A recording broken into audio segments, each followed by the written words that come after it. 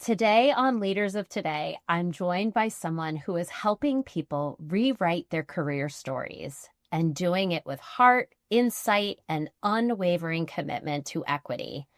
Krystal Hicks is a career strategist and the founder of JobTalk, a practice focused on supporting professionals in transition while also helping companies build more inclusive, people-centered hiring practices. Krystal's leadership is deeply personal. As a teen navigating the challenges of divorced parents, financial strain, and social upheaval, she developed a radar for struggle and an instinct to help. These experiences of feeling out of place, finding her voice through journalism and athletics, and overcoming bullying shaped the advocate and the leader she is today. Her work isn't just about resumes or job titles. It's about helping people reclaim agency, self-worth, and belonging in their careers. I am honored to have Krystal here to talk about how her past shaped her purpose and what it really means to lead people, not into jobs, but into possibility. So let's dive in.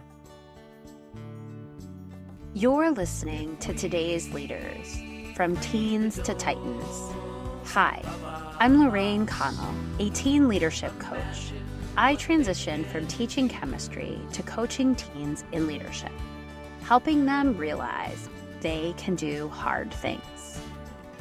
We've often believed that leadership is an innate trait, but it's actually a skill that you build and improve. On this show, you'll meet today's leaders who share their teenage experiences, revealing how they developed confidence, direction, and the tools to become the leaders they are now. You'll discover how you or the teens in your life have the potential to become confident leaders, even if it doesn't seem possible. Krystal, I am so grateful to have you here today. Thank you so much for having me. That was such a beautiful intro. I appreciate you. Of course. So, this is my favorite part where I ask my guests, go back to teenage Krystal and reflect on some of the experiences that you had at that age and how those experiences shaped you into the person, the leader, the confident person out there driving JobTalk today. Ooh, I don't think teenage Krystal would have ever seen any of this coming. I always kind of joke that it's truly ironic that I do what I do and that jobs are my job now, because I am the product of two parents who I think both struggled to maintain gainful employment in their own ways. And so growing up, my parents divorced when I was 3, my brother was just born. So it was just kind of like almost having two single parents and kind of watching how these two people both navigated the world separately. And so by the time I was 13 or 14, my mom had just divorced her third husband. My dad was number 2. My mom's great. We have a great relationship, but the facts are the facts. So she was divorcing her third husband and he was awful and had been like a raging alcoholic and stuff. And my mom very much had like a breakdown. And so being at 14 and my brother's 11, I was in this position of continually sort of parenting my parents in different ways. And through wonderful therapy, I have learned that the term for this is parentified child. And I was very much overfunctioning a lot. So my sort of middle school, teenage years felt very bifurcated because I had this whole experience of being in school, being a middle school age kid, being bullied, dealing with life as a kid, and then going home and dealing with all of the dynamics that my parents were sort of throwing into the mix on any given day. And so when my mom divorced this guy, which I was such a fan of, the divorce, she had this breakdown. I mean, she couldn't drive for a while. I was very much kind of in the zone of like, okay, what's for dinner? Let's do this. Let's make sure my brother's okay. And so there was a lot of that going on just as I was getting into high school. And also just watching my parents be my parents, right? My dad always struggled with money. My mom was kind of always struggling with emotional validation, I think, through her relationships, something her and I talked about in our adult years. And I think that made me more, not I would say of a leader, because I never thought of myself as somebody who wanted followers. I very much look back though, and I recognize the moments when I had the dopamine hits of, oh, I'm inspiring people to change something. I'm inspiring people to listen to something different, take a different stance on something. That's where journalism really came in for me. I loved writing. It was totally my outlet as a kid. I have notebooks and notebooks and notebooks of poetry that I wrote that was just my venting sort of mechanism. I would say from the age of like 9, 10, 11, like writing was always my path. And so with journalism in high school, being able to have a voice and having issues that I felt really frustrated about and having all of this frustration sort of in my home life, but not having the same, like journalism was a funny outlet for me because it was like, oh, school newspaper, people are going to read this. I actually have agency over what I say here. And I remember there was some specific stuff going on, I would say my freshman year of high school. And I was seeing a lot of my friends get into coke and get into drugs. And Dover High School had a very real drug problem at that time. And I was so sick of seeing my friends change. Like, these are drugs that change you. You know, this isn't just like, oh, it's a party, it's a weekend, whatever. It's like, not like marijuana, but it's like, I'm watching people change. And so I wrote this article in the school newspaper called Blow This. And it was all about how the coke issue at Dover was becoming a thing. And I remember my teacher, who was so wonderful, and the reason why I probably went to UNH and got a degree in journalism later on, he really inspired me to take a raw approach. And he was like, you're probably going to want to run this by the principal first, but I'm going to encourage you to still write it. And so I had to bring it to the principal and literally be like, so these are the facts. This is who I've interviewed. And the principal like completely flipped out on me. And it was a newer principal and no one really liked him anyway. And I basically told him, if you don't let me run this, I'm going to read it on TV at the school board meeting. Wow.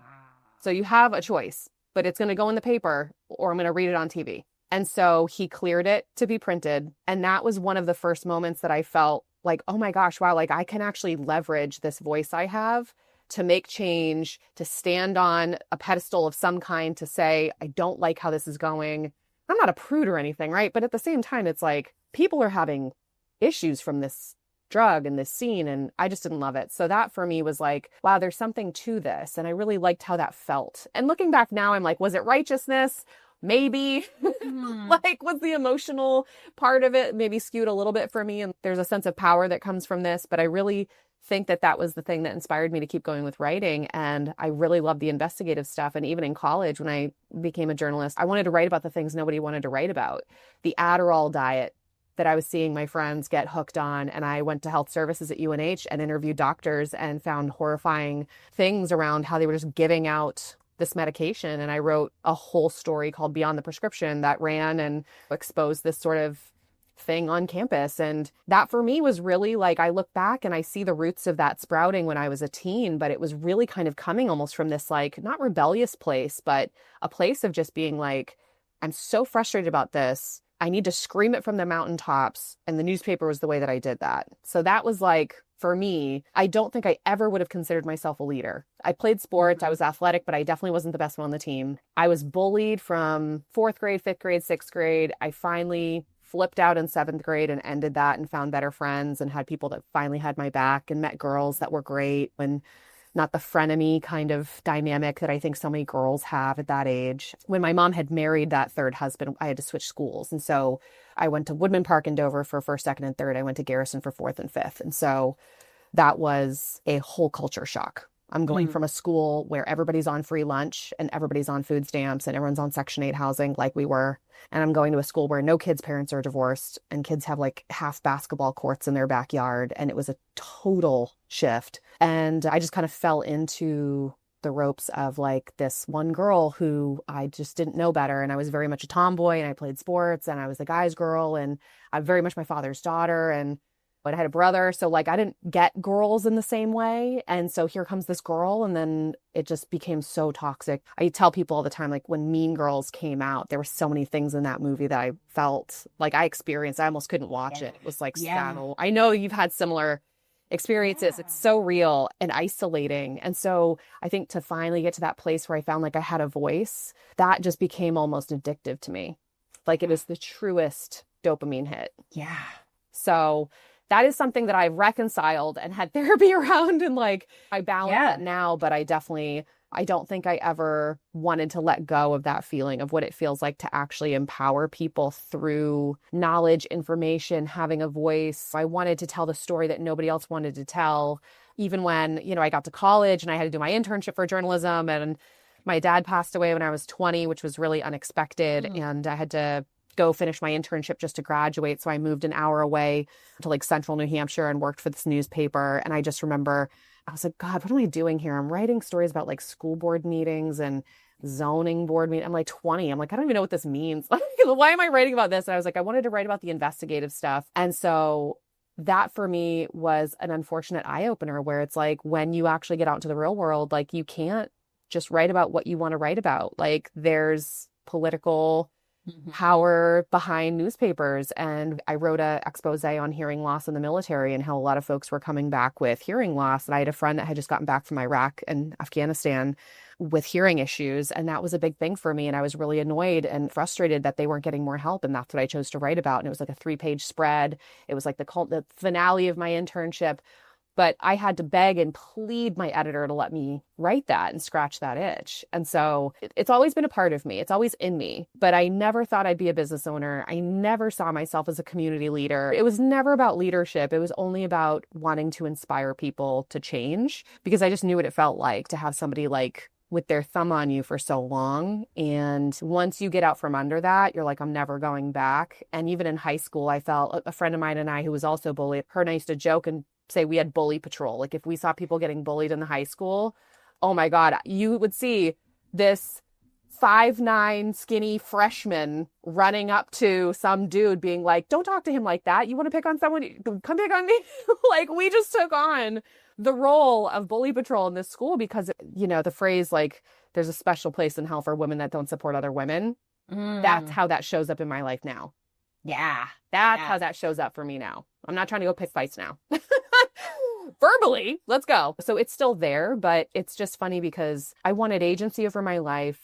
I wanted to own my own space and time. And after college, I fell backwards into the employment sector and, you know, journalism. I graduated in 2007. The economy was falling apart, and thank God for bartending. And then I fell backwards into a staffing firm, and they hired me internally and were like, hey, you can come work for us. And I learned all about the employment sector and HR and corporate recruiting. And 17 years later, I couldn't imagine doing anything else. But about 6 years ago, when I launched JobTalk, that for me was like the big thing, was like, I really want to do this for myself. I really want to be self-employed and just give this a shot. And if it all falls apart, I'll go back to corporate recruiting. It's fine. I'll survive. And it works. And so now I get to empower people and pull on that same sort of lever in me that wants to do that work, but through this vehicle of employment. Yeah. I am curious about like where my listeners are right now. Like, what question is Lorraine going to ask? Well, I'm wondering what question you're going to ask. I'm like, man, I just threw out 17 bombs. Which one is she going to run with? Oh my gosh. That was so awesome. But I saw this through line throughout of voice and like finding the little person or like telling the story that nobody is telling. And I guess my question is, do you see that you are sort of creating leaders in your clients and maybe finding and telling the story that nobody else is telling about them to future employers? Yeah, that's a great question. So the first part, I think there's nothing more rewarding when I work with a client. One woman comes to mind. She's been at this company for probably 4 years. She's earlier in her career, probably like mid-20s, and she has a male boss that's probably about the same age as her, but he is super patronizing. He's really tough to deal with. She is very meek in her demeanor. Yeah. And I always try to remind myself, I am not out here trying to make mini-me's in the world. That's not for me to do, right? Right. And so I always tell people, be very careful with the word should. So when I tell people like, well, you should just say this or you should just say that, I'm always like, all should does is throw your expectations on somebody else and you're always going to be disappointed, right? Yeah. So I always tell people like, don't shit on yourself. Don't let other people shit on you. You know what I mean? Like really push back on that. But I would say when you're dealing with this boss, what do you wish you could say to him? I mean, the things that she said, she was like, God, I wish I could just tell him to back off and blah, blah, blah. And this. And what I do with my clients is I help them build word tracks around how they actually feel, but how we could deliver that in a workplace. And not for nothing, but also kind of give them a little bit of confidence around, no one's going to fire you for saying this, by the way. Mm-hmm. Like, you can actually say this to someone, or, when someone really kind of gets under your skin, I'm like the queen of one-liners. Like, help me understand that. Like, help me understand is like the golden phrase for when it's like, because it's like, you're coming at me so sideways right now that I must just be misunderstanding what's happening. Help me understand. Or coaching someone through saying to somebody, on what planet do you think it's appropriate for you to talk to me like that? Like, are you okay? Yeah. Like, that's a big one. What is going on in your world that you feel like you need to come into work and treat me like this? That's where bullying is coming from. It's coming from a hurt person. So it's almost like you are giving permission for those who, let's say, are being bullied at work, the confidence to ask, are you okay? It really shifts the dynamic. Totally. The bully is all of a sudden like, oh, let me think about that. Yes. And let's be real too. I've never met a bully that knows how to manage and process shame and embarrassment. That's typically why they're bullying, is because they're incapable of processing these emotions in a healthy way. So you're basically calling that person on the carpet and being like, who are you talking to like that right now? And so for me, I love helping people through that stuff. And not for nothing, I've also coached men in the same way. And sometimes men have a harder time speaking up to other men. But I think because of that bullying piece, as an adult, you look back on your younger self and you just kind of want to educate your younger self on like, she's just saying that to you because her parents are going through a divorce and like nobody knows yet. Or she's just saying that because like she's dealing with stuff at home and it doesn't make it right. But like, this isn't actually about you. And there's something so liberating when you realize that most of the stuff that goes on around us that happens to us actually has nothing to do with us. Nothing. So valid. So valid. I love this so much from the bullying perspective because I do think there's a lot of adults and educators and parents who are like, I literally have no idea how to help my child in this bullying situation, right? We have all the catchphrases as like walk away or just don't let it bother you. But really, I think you give the power to the person by telling them to ask a question, right? Throw it back, ask a question, be curious. Even if it's a question and a little flippant. So I will be honest with you, though, that I think a lot of times when I think back to when it really stopped for me, it was when I finally had someone else to hook my wagon to. And that's why I say, like, I did not identify as a leader as a young person. I was a classic overfunctioner. I had two parents that were very emotionally unregulated in different ways that very much loved me and my brother. I never felt unloved, but that is a lot. So as a kid, when you're 5, 6, 7, and you're learning how to manage the emotions of adults, you learn to overfunction. And so you're used to soothing, solving, fixing, saving, grabbing balls before they drop, fixing everything, right? And so then all of a sudden you go into a situation where you're being bullied, and I didn't want to be the person beating up the bully. I just wanted the bully to stop, and I had nobody else to help me. And so it kind of finally came to me finding another girl who, I think we're still friends on Facebook to this day, but like Kate Nichols, I'll throw her out. She saved me and I saved her. Like, we were both being bullied by the same person. And when we found each other, you could not separate us. I mean, and it was also like the second you find your person, and you have someone to laugh with when that's going on, it doesn't matter how many people that bully gets to like stare at you weird. This girl would give me the glare, we would call it. She would just do, she'd get everybody to do the same thing. And if it was at like a lunch table or on the school bus, everyone would turn around the school bus and just do it. That is a mortifying feeling when you're 11 or 12 and you're by yourself. That is hilarious when you're with your best friend and you're both like just sitting there laughing about how stupid they all look. And I swear to God, that was life-changing for me. And so my advice to parents, and I'm saying this as someone without kids, like a lot of empathy for parents that deal with this, especially in the social media age. I couldn't imagine. But whatever you can do to help your kids find their people, that is the unlock as far as I'm concerned. Your kid needs one solid friend that gets it, and that's it. So if it's sending them to that camp, if it's bringing them to that after school program that's another district away, if it's getting them involved in some kind of like AAU thing or travel sports or whatever, like let them find their people. If it's gaming, if your kids are recluse, they're in their room, take them to a Comic-Con, take them to a gaming conference, get them in front of people that are like them, that they don't have to feel like so ostracized or like I'm such a weirdo or no one's like me. That was the biggest unlock for me. Do you find that that's helpful advice for some of the clients that you work with? Like find your person at work? Because I think that's one of the hardest things is when you're feeling targeted at work, you also feel super isolated. The funny thing, I mean, HR gets such a bad rap. Mm-hmm. Especially now after the Coldplay concert. HR is getting a lot of heat. But I would say it's not so much that I'm telling clients to go find a friend at work. I'm usually saying, this sounds really hard. And a lot of this is super inappropriate that you shouldn't be having to deal with alone. And it's not normal and it's not right. Do you have anybody in HR that you can talk to? And a lot of times people will be like, no, like I met someone when I first started with the company, but I haven't gone on maternity leave. I haven't had to use that office for anything. I haven't had... And I'm like, I want you to go find your HR business partner. This is the person who is literally there to be your soundboard when you're dealing with stuff. And you can say, hey, listen, I just want to get on your calendar for 30 minutes and seek your guidance on something. I just want to soundboard something. I just want to understand if there's something else I can be doing to help this situation. Use the resources that are there. That is one of the most rewarding things when someone messages me back and says, hey, listen, I just had that convo with HR. Thank you so much, because I didn't even realize they were a resource for me. And I had no idea that this was like a confidential outlet that I could lean on. When HR is done well, it is amazing.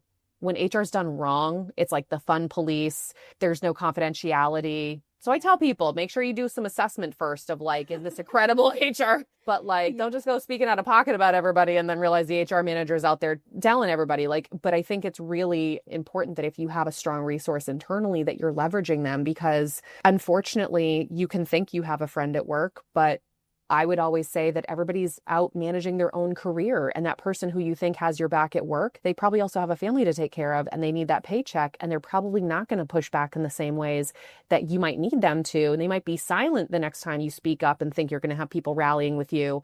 And you look around, you're connecting a friendship to a paycheck, and that's a really, really dangerous thing to do. So I always tell people, be very careful about who you're leaning on when it comes to that stuff. I think most people could name a best friend they've met at work. I have several. Right. I love them dearly. Those are amazing people to have. But don't assume everyone is. Yes. It's interesting that you put that perspective out there, because you're right. It's different when there's a paycheck involved. We saw this a lot during COVID. So there were a lot of people that I think thought that they would be safe. They thought they would have job security. Then they didn't. Then it became the haves and have-nots about who could work remote and who couldn't. There was a lot of contentious stuff that was coming up between colleagues because the companies weren't handling it appropriately, first of all. So it created a lot of strife between the actual individuals. But I just think that's a tough thing to ask of somebody when they're like, I'm the breadwinner in my house. I'm not about to rock this boat. I'm sorry you're having a bad experience here, but like I can't go and sabotage my income to come to Well, and it very much lines up with bullying in school, right? Like I'm not going to stand up to the bully because I don't want them to target me. So it's very interestingly similar. Mm-hmm. And that's tough because when you're the one being bullied, the group of girls around me were terrified to stand up to this girl because they didn't want to be the next one getting the glare. And I saw that happen in real time. I saw her turn her attentions on someone else. It's having to get out of town. It's having to go hook your wagon to someone else. And to this day, I'm still friends with those. Yeah. And it's funny when we think back, I feel like a very, very different version of myself. I can relate to that little girl. I can see her for who she was, but man, there was so much I had to unlearn about myself, about social dynamics, about how I wanted to be treated. And I'm glad I had that lesson early. I watch adults deal with it now and I'm like, ooh. Yeah.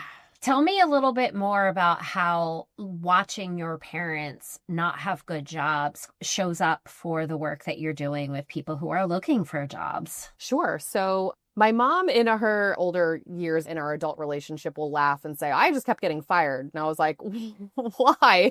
And she's like, I just was always late. I had 2 little kids around my ankles all the time trying to get out the door. And like, I just was always late.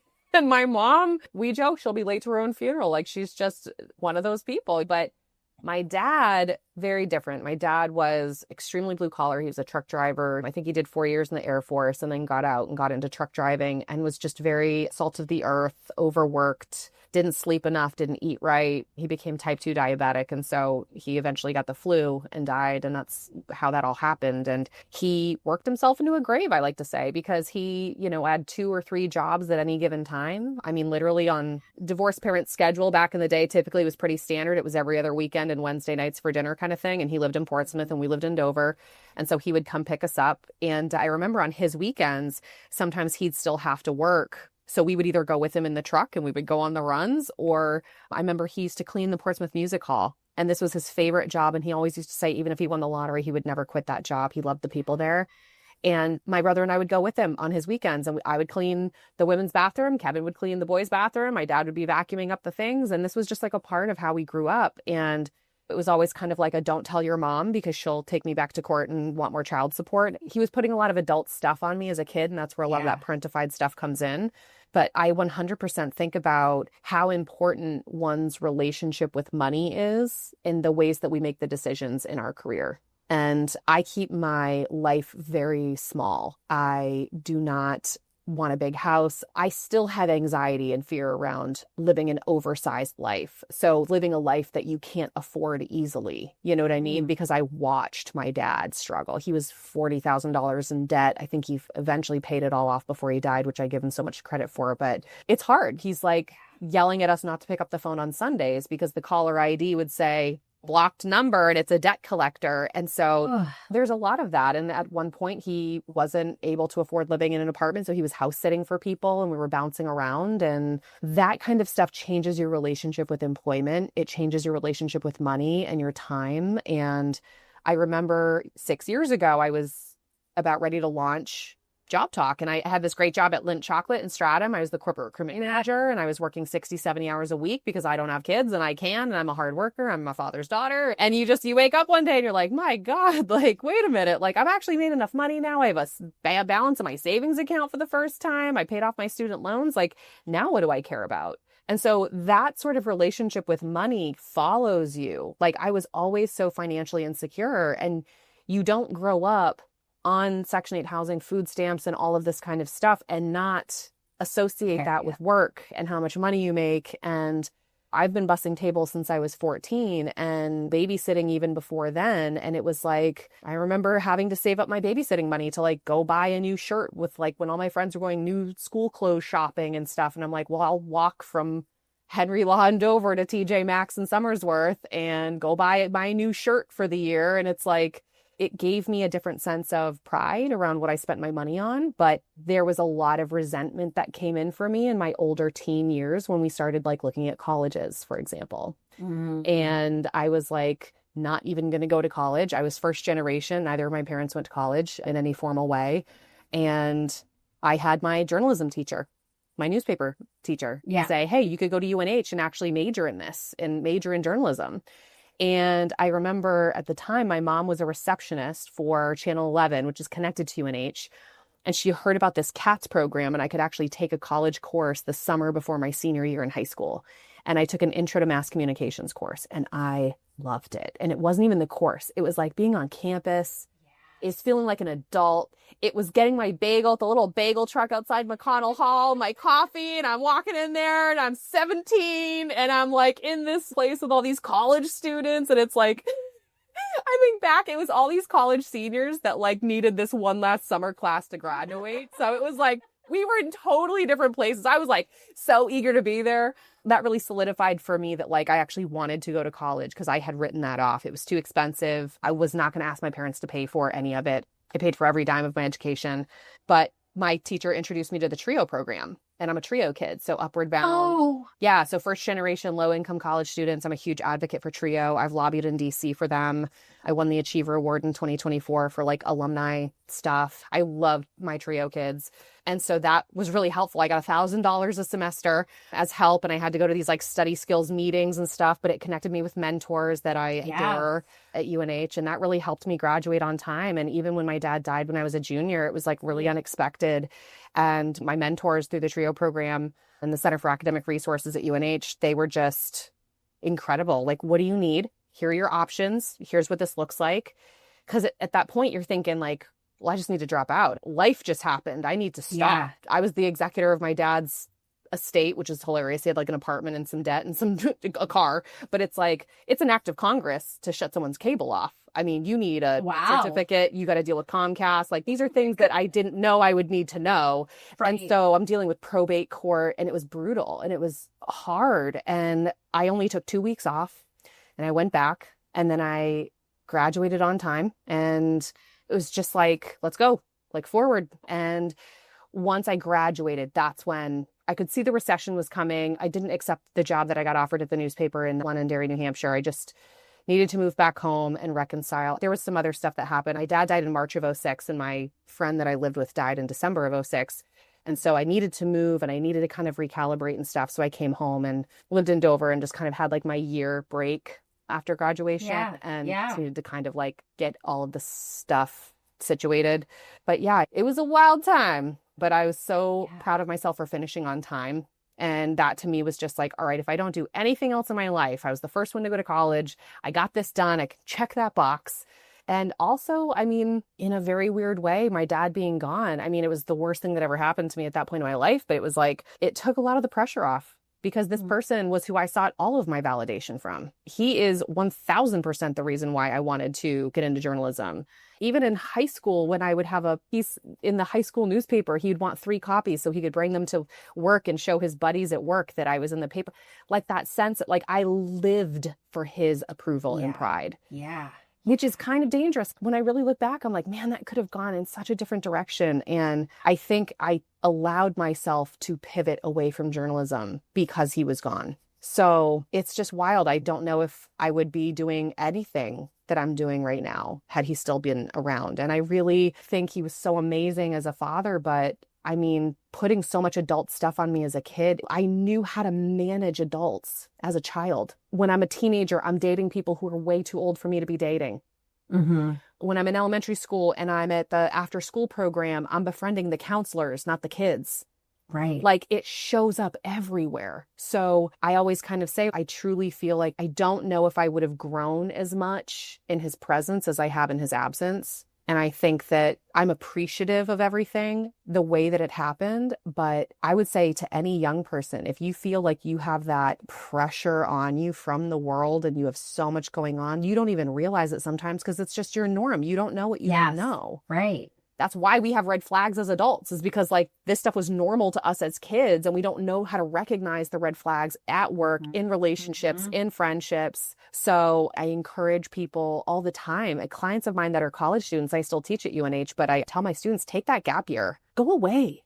Go study abroad, go travel, go work some menial part-time job that just gives you money to go do fun things, and go figure yourself out for a year. Don't go hooking your wagon to this super expensive degree program if you have no idea that that's even what you want to do. And oh my God, take the time. I'm such a huge fan of the gap year. After high school, after college, before college, however you want to do it. But like, I just think more young people should carve out that space for themselves to go see a different part of the world. Meet new people, find your people. Find those people. Yeah. It's critical. And I think so much of our lives are driven when we have the right people around us. I mean, we hear it in business, we hear it in family, but like, your people are so important, and you don't know who they are until you find them. Mm-hmm. And recognizing that you might be that person for someone else. Like, and I say that all the time too, even as we get older, and like, people always, networking is such a big thing that I talk about with people. Networking, and my college students are like, oh, networking. Like, I don't want to go talk to people I don't know. And everyone always says, oh, it's all about who you know. And I always push back on that and say, yes, but it's also about who knows you and how they feel about what they know about you. So when you're moving through the world, you have to recognize that you are leaving imprints on everyone you meet and every interaction. And that is something that was not lost on me when I was in recruiting. I mean, when we hear people now talk about ghosting and people applying for jobs and like, oh, I had 2 interviews and then I just never heard back from them. Like, I cringe at that, because as a recruiter, I prided myself on communication. And it's why I built a reputation for myself in the area that I did. And I had so many candidates that I would talk to that I'd have to tell them, hey, I'm so sorry. Like, we went with another candidate. And they're like, can I just tell you? Thank you. Thank you for just being responsive. And that was one of those things where I was like, oh my God, I hate that you're throwing me a parade right now for being responsive. So I think that when my therapist had said this at one point, right? Like, she was like, Krystal, you're over functioning and your parentified child lens of the world is what's caused you to have maybe some struggles in your relationships and stuff. You're choosing people that we shouldn't be choosing. Mm-hmm.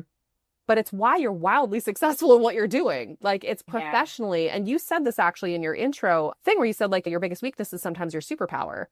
And it's like, I totally see it as that. Like, I totally overfunction for my clients.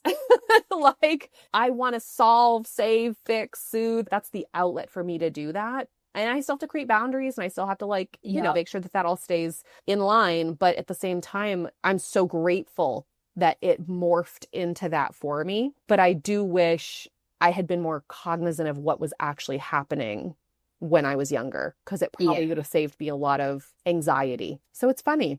My favorite part about this podcast is when we find how those experiences show up in a positive way in our surprising lives. way.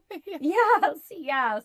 So you gave some advice about the gap year. Do you have any other advice for teens who might identify with the person you were as a teenager? Totally. So first of all, by the time I hit high school, I felt like I was starting to gain more clarity of who I was. I was past the bullying part. I was surrounded by my people, right? But I still had a lot of question marks around what life looked like. I will say this, I guess, broadly. I don't love how we set young people up at this point in the world of like how we start talking to them about jobs. Like, what are we, 15? The first time someone says to us, like, what do you want to do with the rest of your life? And you're like, can I just learn how to drive real quick? Like, why are we making life decisions at 15? Yeah. First of all. And then it's like, oh, you want to go to college? Okay, what do you want to major in? And they're like, I don't know. Like, how am I even going to use this degree in Latin? You know what I mean? It's like, right. And I was an English journalism major. So trust me, like, my advice is give yourself the space and the time to figure out not just who you are, but who do you want to be? And like, what do you even want life to look like? Forget about the job title. Forget about the company or even the industry. But it's like,